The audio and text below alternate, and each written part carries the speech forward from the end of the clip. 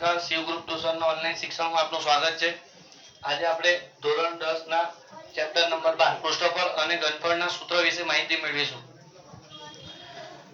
6 પ્રકારના પદાર્થ આપણે ભણવાના છે: સમઘન, લંબઘન, નળાકાર, શંકુ, ગોળો અને અર્ધગોળો. પહેલા આપણે સમઘનના ચેપ્ટરના બધા સૂત્રો આમાં આવી જવાના છે, એટલે દરેક જણ ધ્યાન આપે. તો કે શંકુ સોરી પહેલા સમઘન. સમઘન આ એક સમઘન છે, આ એક સમઘન છે, ધ્યાન આપજો. આ ઉપરનું છે ટોપ, એનું મથાળું કહેવાય, નીચે એનું તળિયું કહેવાય.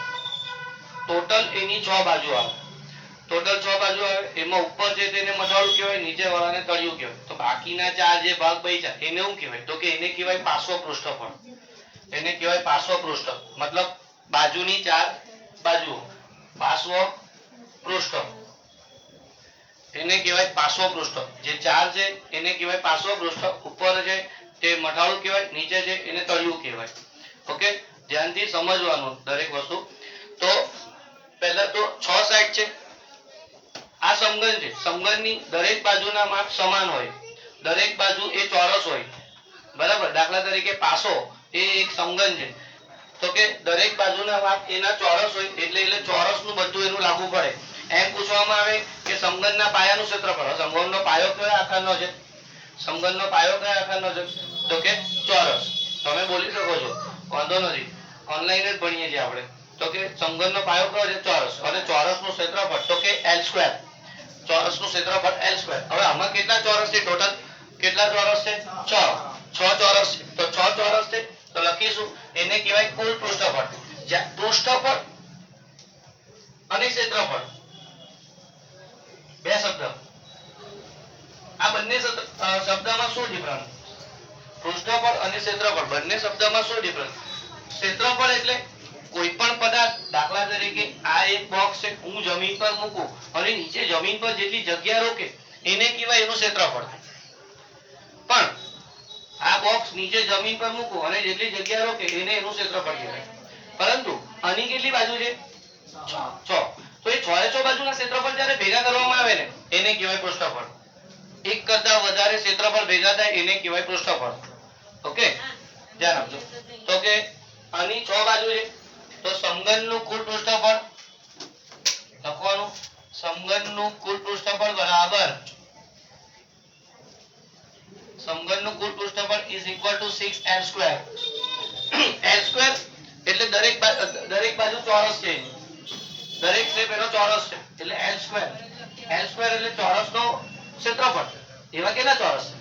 6. તો 6 ચોરસ એટલે 6L². એને પાર્શ્વ પૃષ્ઠ કેટલા છે? પાર્શ્વ પૃષ્ઠ કેટલા છે?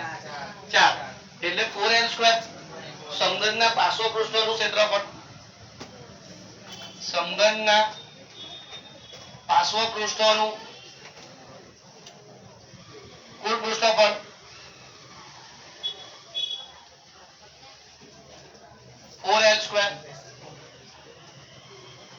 ઓકે. એન્ડ આ સમઘનનું ઘનફળ, સમઘનનું ઘનફળ ચેપ્ટર કેટલું છે? 12.1 ને 12.2 બે જ છે, બરાબર. અને સ્વાધ્યાય 12.1 માં ફક્ત પૃષ્ઠફળને લગતા દાખલા, 12.2 માં ઘનફળને લગતા દાખલા, ચેપ્ટર પૂરું. ઓકે, તો પહેલા પૃષ્ઠફળ જોવાનું છે. તો કે પૃષ્ઠફળના બે સૂત્ર છે. સમઘનના બે સૂત્ર છે પૃષ્ઠફળના. તો કે સમઘનનું કુલ પૃષ્ઠફળ 6L² અને સમઘનના પાર્શ્વ પૃષ્ઠનું ક્ષેત્રફળ 4L². રાઈટ. સમઘનનું ઘનફળ L નો ઘન, લંબાઈ ગુણ્યા લંબાઈ ગુણ્યા લંબાઈ, બરાબર છે. સમઘનનું આ L એટલે આ દરેક બાજુ આની L છે, આ L છે, આ પણ L છે અને આ પણ L જ છે. એટલે લખવાનું અહીંયા સમઘનનું ઘનફળ બરાબર L નો ઘન. સમઘનનું ઘનફળ બરાબર L નો ઘન. જોઈશું લંબઘન. સમજમાં આવ્યું આમાં? તો કે સમઘનનું કુલ પૃષ્ઠફળ 6L², સમઘનના પાર્શ્વ પૃષ્ઠનું ક્ષેત્રફળ તો કે 4L². બહુ બધા ક્ષેત્રફળ ભેગા થઈને પૃષ્ઠફળ કહેવાય 4L², બરાબર છે. અને સમઘનનું ઘનફળ L નો ઘન. સમઘનના 3 સૂત્ર યાદ રાખવાના છે. નેક્સ્ટ લંબઘન. લંબઘન તો કે લંબઘન આ એક લંબઘન છે, આ એક કંપાસ બોક્સ એક લંબઘન છે, દીવાસળીની માચિસનું બોક્સ એક લંબઘન છે, બરાબર. ઈટ એક લંબઘન કહેવાય, રાઈટ. તો એમાં પણ એવું છે, આની પણ 6 બાજુ છે. ઉપર હોય તેને મઠાળું કહેવાય. હંમેશા ઉપર હોય તે મઠાળું, એનું માથું મઠાળું છે. નીચે હોય તે તળિયું છે, નીચે છે તે તળિયું. એના બી 4 બાજુ, બીજી બાજુ 4 બાજુ. એ 4 બાજુને કહેવાય પાર્શ્વપૃષ્ઠ. કોણ લખેલું? પાર્શ્વપૃષ્ઠ. એને શું કહેવાય? પાર્શ્વપૃષ્ઠ. ઓકે. તો આનું પણ આના પર આટલા ફોર્મ્યુલા લાગુ પડે, એટલે કે એના એટલા જ સૂત્ર લાગુ પડે. જોઈશું લંબઘનનું કુલ પૃષ્ઠફળ, લંબઘનનું કુલ પૃષ્ઠફળ, લંબઘનનું કુલ પૃષ્ઠફળ 2 કૌંસમાં LB plus BH plus LH, 2 કૌંસમાં LB plus BH plus LH. Okay. એટલે બધી બાજુનો ક્ષેત્રફળ આવી ગયા. બધા 6 ક્ષેત્રફળ ભેગા થઈ ગયા આમાં, બરાબર છે. આ એની ઊંચાઈ છે, આટલી એની ઊંચાઈ છે, h હાઈટ, બ્રેડ. આ એની પહોળાઈ છે, કેટલી જગ્યાએ લખી બ્રેડ. અને આ એની લંબાઈ છે, l. ઓકે. લંબઘનનું કુલ પૃષ્ઠફળ ઇઝ ઇક્વલ ટુ 2 કૌંસમાં LB plus BH plus LH. એના બી તો પાર્શ્વપૃષ્ઠનું ક્ષેત્રફળ લાગે, ઉપર તળિયું અને મઠાળા સિવાય 4 બાજુનું, 4 બાજુ. પહેલા તો એમ કે આનો નીચેનો પાયો કયો છે, કયા આકારનો છે? લંબચોરસ, બરાબર છે, લંબચોરસ. એટલે લંબઘનને બધી બાજુ લંબચોરસનું લાગુ પડે, લંબઘનને બધું લંબચોરસનું લાગુ પડે. ઓકે. તો પહેલા તો લંબઘનના પાયાનું ક્ષેત્રફળ પૂછે, લંબચોરસનું ક્ષેત્રફળ, લંબાઈ ગુણ્યા પહોળાઈ. પાર્શ્વપૃષ્ઠનું ક્ષેત્રફળ પાયાની પરિમિતિ ગુણ્યા ઊંચાઈ, પાયાની પરિમિતિ ગુણ્યા ઊંચાઈ. હવે લંબચોરસની પરિમિતિનું સૂત્ર 2 કૌંસમાં લંબાઈ વત્તા પહોળાઈ, 2 કૌંસમાં લંબાઈ વત્તા પહોળાઈ. આપણે નાના હતા ભણેલા, અત્યારે કદાચ ભૂલી ગયા હોઈએ, બરાબર. તો કે લંબઘનના પાર્શ્વપૃષ્ઠનું ક્ષેત્રફળ બરાબર ઊંચાઈ ગુણ્યા પાયાની પરિમિતિ, ઊંચાઈ ગુણ્યા પાયાની પરિમિતિ. ઊંચાઈને એના વડે દર્શાવીએ, h. પાયાની પરિમિતિનું સૂત્ર શું કીધું? 2 કૌંસમાં l પ્લસ b એટલે 2h. શું બન્યું સૂત્ર? 2h કૌંસમાં l પ્લસ b. લંબઘનના પાર્શ્વપૃષ્ઠનું ક્ષેત્રફળ 2h કૌંસમાં l પ્લસ b, બરાબર. અને લાસ્ટ લંબઘનનું ઘનફળ, લંબઘનનું ઘનફળ તો કે l ગુણ્યા b ગુણ્યા h, lbh, બરાબર. lbh, l ગુણ્યા b ગુણ્યા lbh. ફરીથી સમઘનનું, સમઘનની કેટલી બાજુ? 6 બાજુ. સમઘનનું કુલ પૃષ્ઠફળ 6l², સમઘનના પાર્શ્વપૃષ્ઠનું ક્ષેત્રફળ 4l², સમઘનનું ઘનફળ l નો ઘન, લંબઘનનું કુલ પૃષ્ઠફળ 2 કૌંસમાં LB plus BH plus LH, 2 કૌંસમાં LB plus BH plus LH. લંબઘનના પાર્શ્વપૃષ્ઠનું ક્ષેત્રફળ 2h કૌંસમાં l પ્લસ b. અથવા તો 1 માર્કના સવાલમાં પૂછાય છે, 1 માર્કના સવાલમાં પૂછાય છે ઊંચાઈ ગુણ્યા પાયાની પરિમિતિ, ઊંચાઈ ગુણ્યા પાયાની પરિમિતિ. તમને ઊંચાઈ પર ખાલી જગ્યા આપેલી હોય અહીંયા, અને પછી લખેલું હોય પાયાની પરિમિતિ, બરાબર. લંબઘનનું ઘનફળ લંબાઈ ગુણ્યા પહોળાઈ ગુણ્યા ઊંચાઈ, નાના ધોરણમાં આવતું રહેતું આ તો, LBH, બરાબર છે. નેક્સ્ટ આપણો પદાર્થ છે નળાકાર, સિલિન્ડર. નળાકાર તો કે લખવાનું અહીંયા, નળાકારમાં પણ બધા, આ એક નળાકાર છે, આ એક નળાકાર છે, ધ્યાન આપજો. આ એક નળાકાર કહેવાય, બરાબર. રૂપિયાનો સિક્કો કેવો આકાર છે? નળાકાર, ગોળ નથી. રૂપિયાનો સિક્કો ગોળ નથી. 50 પૈસાનો સિક્કો, 5 રૂપિયાનો સિક્કો, કોઈ બી સિક્કા કેવા છે? નળાકાર. એની થપ્પી કરજો, શું બને? નળાકાર બને. એક સિક્કો તો બીજો જીરી ગુંજાય હોય ને, બરાબર. તો આ એક નળાકાર છે, રાઈટ. આ એક નળાકાર. હવે આ નળાકારમાં, આ નળાકાર છે સેમ પેલા જેવું. નીચે શું કહેવાય? તળિયું.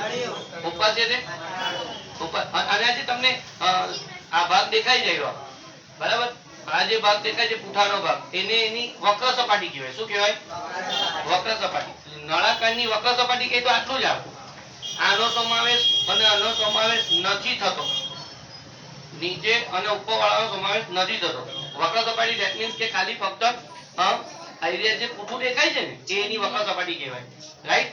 તો નળાકારની વક્ર સપાટીનું ક્ષેત્રફળ, પહેલા તો નળાકારમાં આટલેથી આટલું જે છે ને એ એની આર કહેવાય, ધેટ મીન્સ એની ત્રિજ્યા, એ એની ત્રિજ્યા કહેવાય. આ એની ત્રિજ્યા છે અને આ એની ઊંચાઈ છે. શું છે એની ઊંચાઈ? That means height, that means any height છે. ધ્યાન આપજો. તો કે નળાકારની વક્ર સપાટીનું ક્ષેત્રફળ, નળાકારની વક્ર સપાટીનું ક્ષેત્રફળ બરાબર 2πrh. 2πrh નળાકારની વક્ર સપાટીનું ક્ષેત્રફળ 2πrh બરાબર છે. વક્ર સપાટી એટલે મેં તમને હમણાં બતાવ્યું કે ફક્ત પૂંઠાનો પોર્શન, પૂંઠાનો ભાગ, ઉપરનું અને નીચેનું નથી. હવે નળાકાર છે ને, નળાકાર ત્રણ સ્વરૂપના હોય. નળાકાર ત્રણ સ્વરૂપના છે. કયા ત્રણ સ્વરૂપના? એક કેવો બંને બાજુથી બંધ છે, બંને બાજુથી બંધ છે. આ બારી બંધ કરો. બંને બાજુથી બંધ હોય તો એ જે બંને બાજુથી બંધ હોય ને એને કહેવાય બંધ નળાકાર.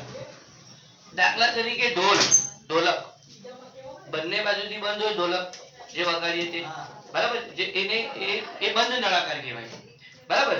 બીજો તો કે ઢાંકણા વગરનો ખુલ્લો ડબ્બો, નીચેથી એનું પાયો તો હોય પણ ઉપર ઢાંકણું નથી, સમજી લો, એટલે એને કહેવાય ખુલ્લો નળાકાર, એને કહેવાય ખુલ્લો નળાકાર, રાઈટ? અને ત્રીજો બંને તરફથી ખુલ્લો છે. દાખલા તરીકે આ જો બંને તરફથી ખુલ્લો છે, અહીંયાથી પણ ખુલ્લો છે, અહીંયાથી પણ ખુલ્લો છે, બરાબર? આ બંને તરફથી ખુલ્લો, કાં તો બંને તરફથી બંધ, કાં તો એક તરફથી બંધ, યા તો ફિર બંને તરફથી ખુલ્લો, બરાબર? આ જે છે ને આ નળાકારની વક્ર સપાટી ક્ષેત્રફળ એ બંને તરફથી ખુલ્લો છે. ફક્ત કયો ભાગ? પૂંઠાવાળો, રાઈટ? સમજવાનું, કોઈ બીને સમજો ને તો તમને આવડે, સૂત્રને ગોખવાના નથી. નળાકારની વક્ર સપાટી ક્ષેત્રફળ 2πr.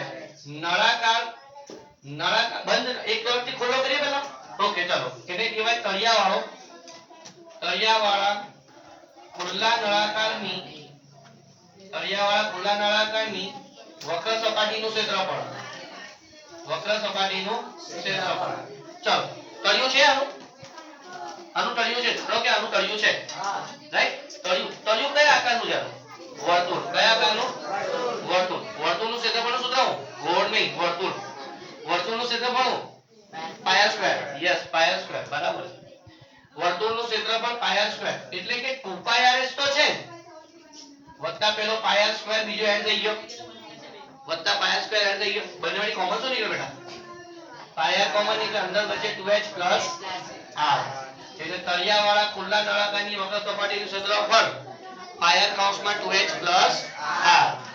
પછી બીજું બંને તરફથી બંધ છે, બંને તરફથી બંધ છે. તો કેટલા કેટલા કેટલા વર્તુળ લાગ્યા? બે વર્તુળ લાગ્યા બીજા, એટલે શું?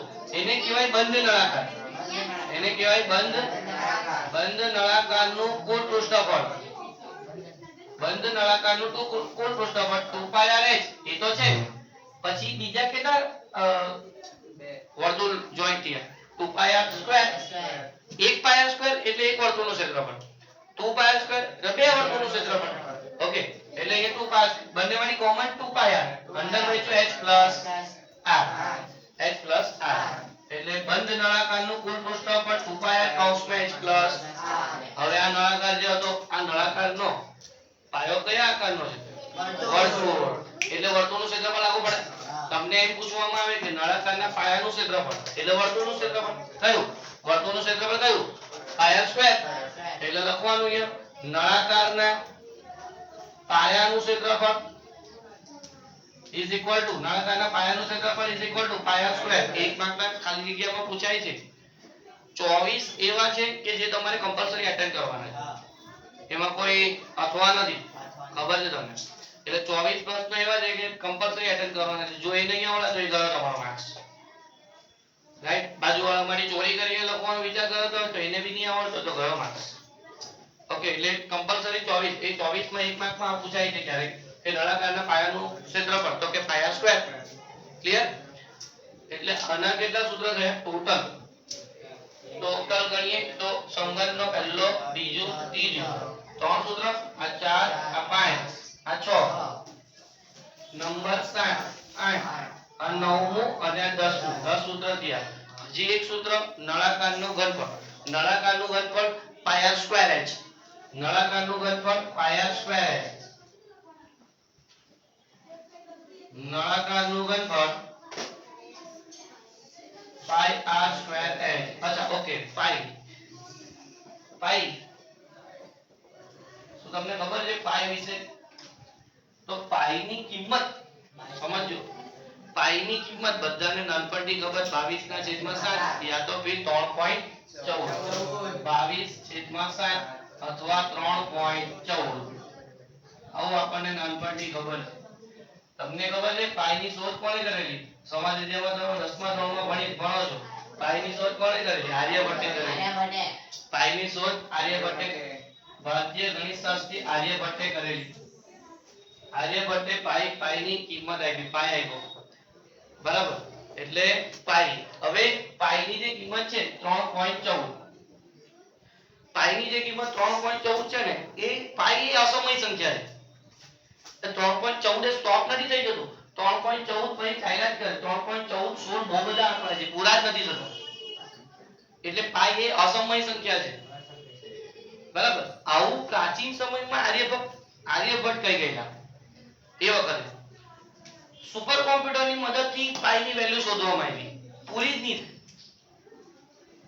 થઈ તદુપરાંત બીજી એક અમેઝિંગ ફેક્ટ પાઈ ની વેલ્યુ કેટલી 3.14 રાઈટ વિશ્વમાં પાઈ ડે ઉજવવામાં આવે છે પાઈ ડે યસ પાઈ ડે એ પાઈ ડે ક્યારે ઉજવવામાં આવે ખબર હા પાઈ ડે ક્યારે ઉજવવામાં આવે તો કે 14 તારીખ અને ત્રીજો મહિનો ધેટ મીન્સ કે માર્ચ મહિનાની 14 તારીખે પાઈ ડે ઉજવવામાં આવે એની એ ડે ની કિંમતમાં જ એનો ડે સમાયેલો છે યાદ રાખજો એક ખાલી જાણકારી માટે ઓકે ધ્યાન રાખો નેક્સ્ટ શંકુમાં આ જે છે નીચે એ શું છે એની ત્રિજ્યા એટલે આ રેડિયસ આ જે એની હાઈટ છે તો આમાં શંકુમાં બે પ્રકારની હાઈટ આવે એક સીધી ઊંચાઈ એટલે આ h વડે દર્શાવાય બીજી છે ત્રાંસી ઊંચાઈ અથવા તો તિર્યક ઊંચાઈ એને l વડે દર્શાવાય એટલે અહીંયા પાયથાગોરસનો ફોર્મ્યુલા લાગુ પડે પાયથાગોરસનું સૂત્ર લાગુ પડે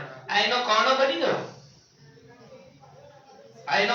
ગયો આ સીધી ઊંચાઈ ને આ એનો ત્રિજ્યા હવે શંકુ જે હોય એની જે વક્ર સપાટી એટલે નીચે શંકુનો પાયો કેવો આવે વર્તુળ એટલે શંકુના પાયાનું ક્ષેત્રફળ પહેલા તો વર્તુળનું ક્ષેત્રફળ શંકુના પાયાનું ક્ષેત્રફળ શું લાગુ પડે પાયા સ્ક્વેર શંકુની વક્ર સપાટીનું ક્ષેત્રફળ is equal to pi r l એટલે હું ત્રાંસી ઊંચાઈ ત્રાંસી ઊંચાઈ નહીં આપી હોય તો l નો વર્ગ is equal to l square is equal to r square plus h square ત્રાંસી ઊંચાઈ is equal to radius no square plus સીધી ઊંચાઈ નો square l square is equal to r square plus h square એનાથી આપણને l મળે બેટા okay શંકુના પાયાનું ક્ષેત્રફળ પાઈ r સ્ક્વેર શંકુની વક્ર સપાટીનું ક્ષેત્રફળ પાઈ r l શંકુ બી તો બંધ હોઈ શકે નીચેથી સપોઝ આઈસ્ક્રીમ નો કોન બંધ છે નીચેથી ખુલ્લો નથી અંદરથી બંધ છે તો બંધ છે એટલે એનો મતલબ શું નીચે હું લાગુ પડ્યું બીજું પાઈ r સ્ક્વેર એટલે શંકુના લખવાનું અહીંયા શંકુ બી કેવું છે બંધ શંકુનું કુલ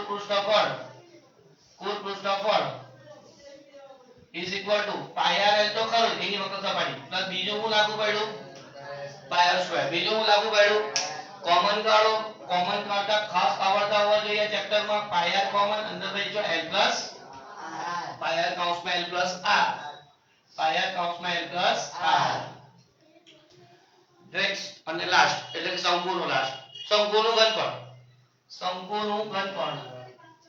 શંકુનું ઘનફળ એક નળાકારના ઘનફળ જેવું જ આવે કેમ આ એક નળાકાર છે સમજો આ એક નળાકાર છે બરાબર ધ્યાન આપજો એક નળાકાર છે ને તેમાંથી એક નળાકારમાંથી ત્રણ શંકુ બને બેટા, ત્રણ શંકુ બને. દેખો આ એક શંકુ, આ બીજો શંકુ અને આ ત્રીજો શંકુ. ભાઈ ત્રણ શંકુ. એટલે શંકુનું ઘનફળ એ નળાકારના ઘનફળના ત્રીજા ભાગનું હોય. એટલે આગળ લાગે 1/3 મતલબ 1/3 બાકી પેલાનું બેઠું નળાકારનું ઘનફળ પાયા સ્ક્વેર છે ને એ બેઠું લખવાનું હોય પાયા સ્ક્વેર, પણ એ ત્રીજા ભાગનું હોય. શંકુનું ઘનફળ એ નળાકારના ઘનફળથી ત્રીજા ભાગનું. કેમ તો કે અહીંયા ત્રણ એક શંકુમાંથી સોરી એક નળાકારમાંથી ત્રણ શંકુ બને, રાઈટ? એક નળાકારમાંથી ત્રણ શંકુ બને એટલે 1/3 પાયા સ્ક્વેર h બરાબર 1/3 પાયા સ્ક્વેર h. Okay next. આમાં તો ઓછા સૂત્ર છે, હમણાં જ પતી જશે, ધ્યાન આપજો. ગોળાનું ઘનફળ